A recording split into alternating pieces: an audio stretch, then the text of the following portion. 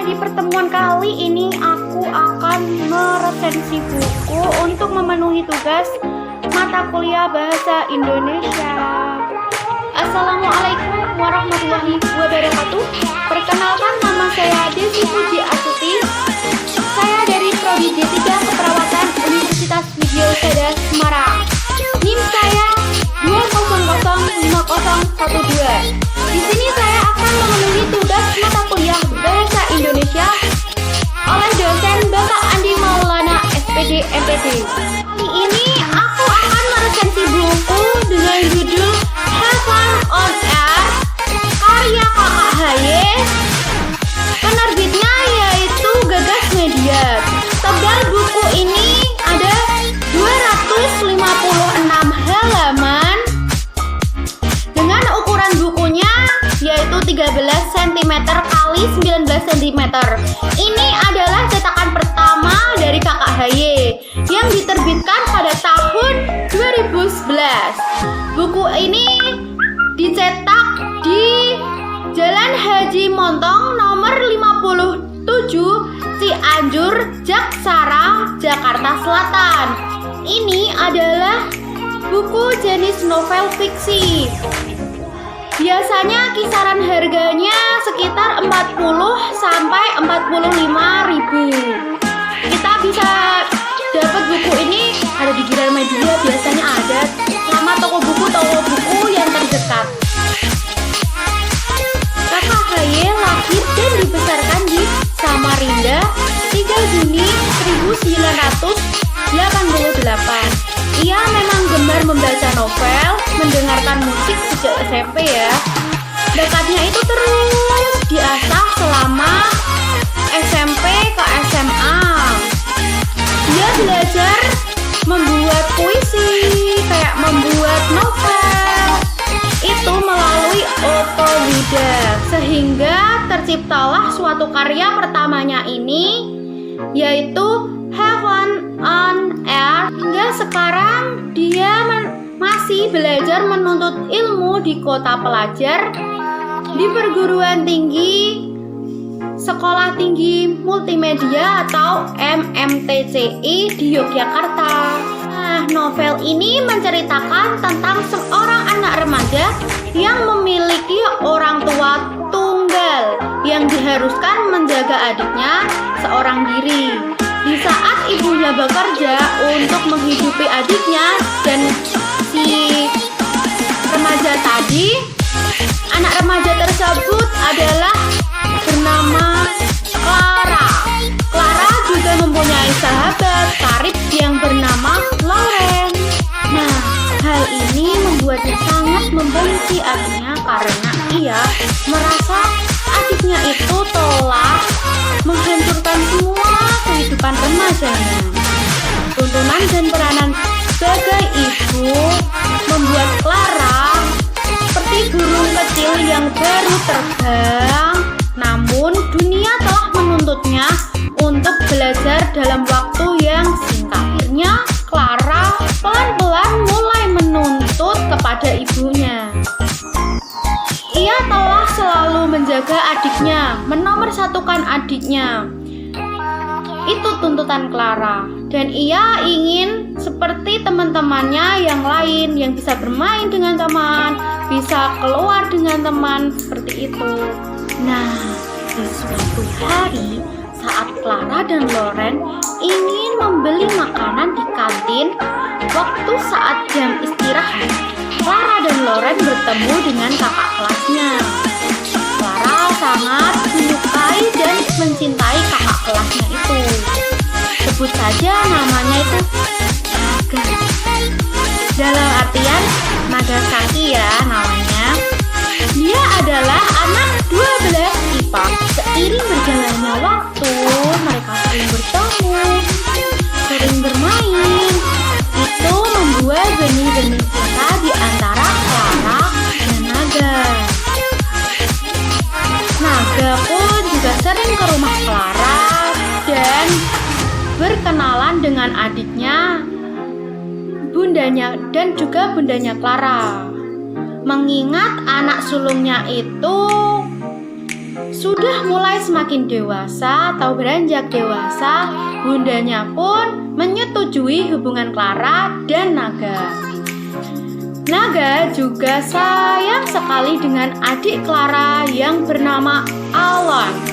Begitu pula sebaliknya. Nah, Loren sendiri disibukkan oleh urusan rumah tangga orang tuanya yang telah lanjut. Loren juga sudah banyak berbuat hal supaya mama dan papahnya Loren itu kembali rujuk seperti dahulu. Akan tetapi semua itu hanyalah sia-sia. Hingga pada suatu hari, papah Loren mengenalkannya kepada Tante Mirma, calon istri papah yang baru. Betapa hati Loren sangat sakit mendengarkan kabar itu dari papahnya. Loren pun berusaha menunjukkan kepada Tante Rina kalau dia tidak suka dengan Tante Rina. Pun merasakan sedih yang amat dalam. Tetapi mamanya mencoba untuk menghibur dia supaya dia bisa menerima keadaan apa adanya.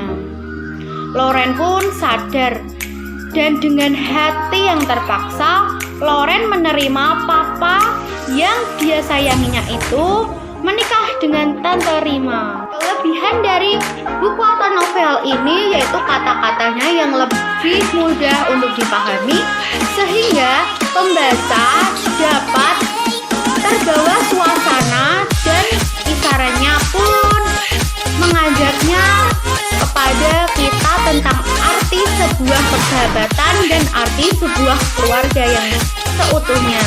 Nah, sedangkan kekurangan atau kelemahan buku ini yaitu pemilihan judulnya menurut saya kurang pas pada novel ini. Ceritanya pun berkembang secara pelan-pelan, sehingga sempat ya saya merasakan bosan ketika membaca cerita ini. Terdapat juga kata-kata yang tidak baku dan terdapat kejadian yang tidak patut dicontoh dalam novel ini. Tapi itu nggak apa-apa sih. Mungkin itu bisa dibuat pembelajaran buat si pembacanya. Nah, adapun tujuan resensi dari novel ini yaitu yang pertama yaitu membantu pembaca lain tentang kelebihan dan kekurangannya dalam satu novel ini. Yang kedua yaitu memberikan masukan berupa kritik atau saran terhadap si penulis. Yang ketiga yaitu menguji suatu karya, misalnya memberikan atau membandingkan novel yang satu dengan yang lain. Ada lagi yang keempat yaitu memberikan gambaran cerita sebuah novel secara singkat kepada orang lain yang akan membacanya. Caranya yaitu jadilah sahabat yang baik, pendengar yang baik, yang mampu menampung segala keluh kesah sahabatnya. Dan kesimpulannya yaitu buku ini cocok untuk dibaca karena menceritakan tentang persahabatan keluarga yang memiliki masalah yang hampir sama dalam kehidupan keluarganya. Nah, dari membaca novel ini aku sendiri dapat menyimpulkan bahwa hidup memang tak selamanya sempurna. Maka berusahalah atas apa yang Tuhan berikan kepada kita. Kita cukup bersyukur, menerima apa adanya, itu udah lebih dari cukup. Iya, mungkin orang lain menilai hidupnya tidak sempurna oleh ketidakhadiran sosok orang tua, misal ayah atau ibunya di kehidupan nyata mereka. Tapi tidak semuanya itu seperti itu ya. Apapun keadaannya, bagaimanapun keadaan keluarga kita diberikan oleh Tuhan. Dia telah memberikan jalan-jalan yang berbeda kepada setiap manusia. Bahwa dia tahu manusia itu bisa menjalaninya dengan kuat dan sabar. Kita harus mensyukurinya semua yang diberikan oleh Tuhan yang Maha Esa. Ini pesan dari saya yang harus kalian ingat. Apapun yang terjadi, bagaimanapun masalahnya, keluarga adalah harta karunia termewah yang dimiliki oleh seseorang di muka bumi ini. Coba kalau nggak ada mereka, saat ini kita tuh seperti apa? Kan kita nggak bisa membayangkan. Jadi kita harus mensyukurinya dan senantiasa menjaga keluarga kita. Oke? Cukup sekian presentasi resensi buku novel. Bila ada salah kata atau pengucapan, saya mohon maaf. Wassalamualaikum warahmatullahi wabarakatuh. Bye-bye.